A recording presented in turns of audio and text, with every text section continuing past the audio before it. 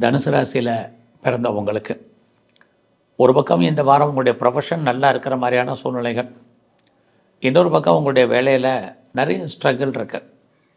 நீங்கள் யாரை நம்பியிருக்கீங்களோ உங்கள் வேலையில் உங்களுடைய கொலீக்ஸ் ஏதோ ஒரு விதத்தில் உங்களுக்கு வேலையில் தடையாக இருப்பார்கள். சரி, கொலீக்ஸ் தான் தடையாக இருக்காங்க, சுப்பீரியராவது நமக்கு பெரிய லெவலில் கோஆப்ரேட் பண்ணுவாங்கன்னா இந்த வாரம் அவர்களும் சுமாரான பலன்கள் அவர்களாலேயும்.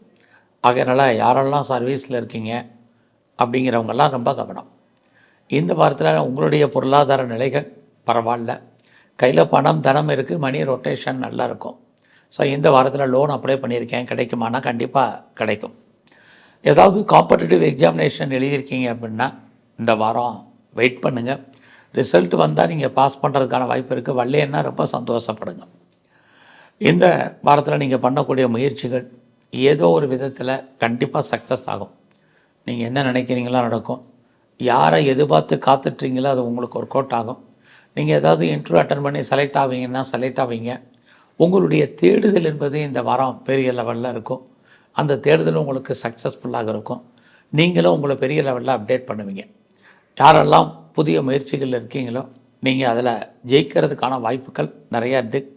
ரொம்ப நாளாக உங்களுடைய சொத்துக்கள் விற்கலை, என்னுடைய ப்ராப்பர்ட்டி எதுவும் சேலாகாமல் இருக்குது, அது எப்போ விற்கும் அப்படின்னு நினச்சிட்டு இருக்கிறவங்களுக்கெல்லாம் இந்த வாரம் அதற்கான வாய்ப்பு சந்தர்ப்பங்கள் உண்டு.